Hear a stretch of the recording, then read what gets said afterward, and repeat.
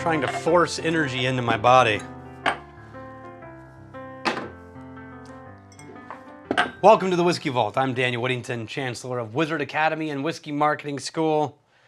This is Gifted Drams, where I drink something that a brand sent in that they were hoping we would put on the channel, and we are, so I label it sponsored content. And I go in blind, as far as like, I know what I'm drinking, but I don't know any information about it.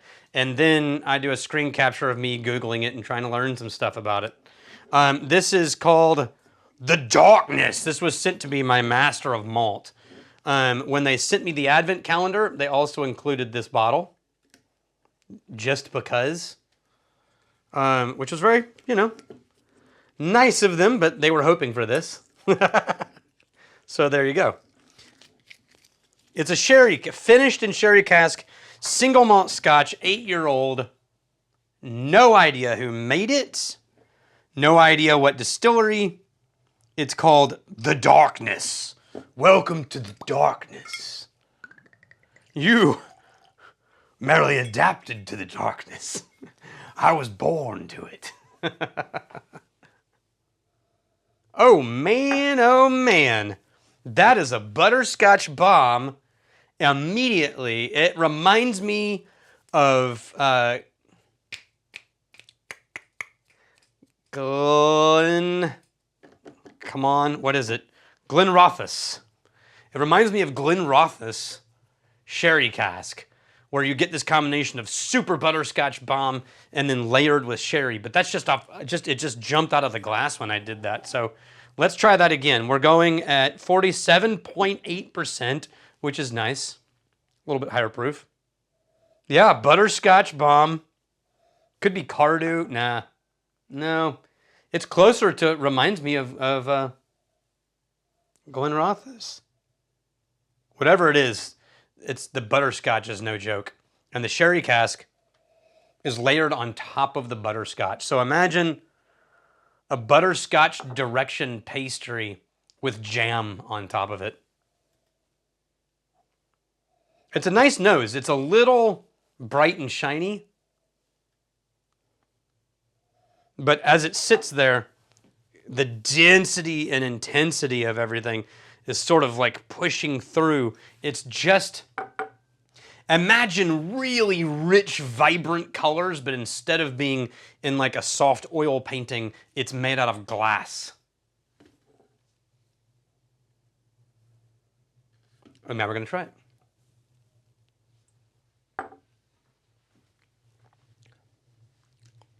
Whoa. Oh. There's a grain grassiness to the aftertaste on that that is not like any it's not like any of the Speysides I can think of. It starts with sherry and it's raisin and fig surrounded by dark chocolate and butterscotch and pastry, and then like shifts gears halfway and just goes hard left into this like cut grass and hay.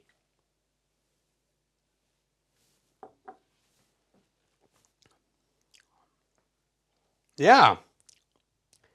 That is weird. It's almost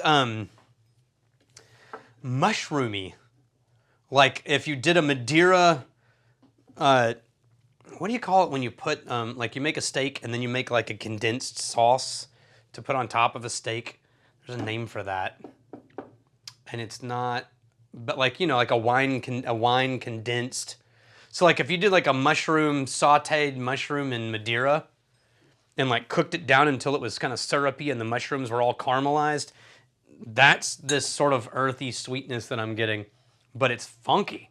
It's like vegetal funky. I'm gonna add a little water to that, and then I'm gonna search up if they will tell us anything. First, I'm gonna look up The Darkness, and then I'm gonna look up what Master of Malt says about it. All right, we're recording. It says, visit us, darknesswhiskey.com. I tried to autofill. I don't know that I've ever looked. Oh, it takes us straight to Master of Malt. Okay. So they're right out of the gates going like, yeah, it's Master of Malt. Single malt Scotch finished in sherry casks. Oh, some of them have down here other details. Single malt Irish whiskey. The signature bottle. Oh, this is why. It's intensely sherried whiskeys from hand-coopered octave casks. Now, my memory is that octave casks are smaller barrels. It's like think of it as like a quarter cask. It's like 30 gallons or something like that. 70 liters. It's an eighth of the capacity of Butts. Okay, so gallons. What is that in gallons? Octave is 50 liters, and there's 14 gallons. That's a real freaking small barrel.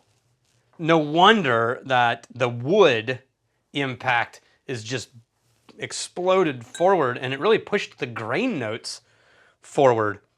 You would think that the sherry cask would dominate that, but they spend 3 months in sherried octave casks. So I wonder if that just means they did like the sherry rinse, you know. Signature bottle is this one. That's what we're drinking. This is a signature bottle, $42. If you really like, all right, that's enough. If you really like super sherry Speyside Scotch, but you wanted just a little more drama on the palate, this definitely delivers all the drama on the palate. And the drama is not coming from the sherry. The sherry is softening everything. The sherry is making everything rich and forward.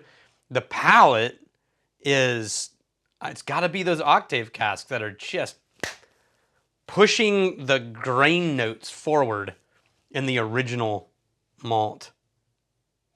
I wonder if that's why it smells shiny. Oh, hello. Yeah, I cut grass is the only thing that I can say. There's a cut grass note. And with a little water, it just accentuates the sherry cask sweetness. So, it's fine.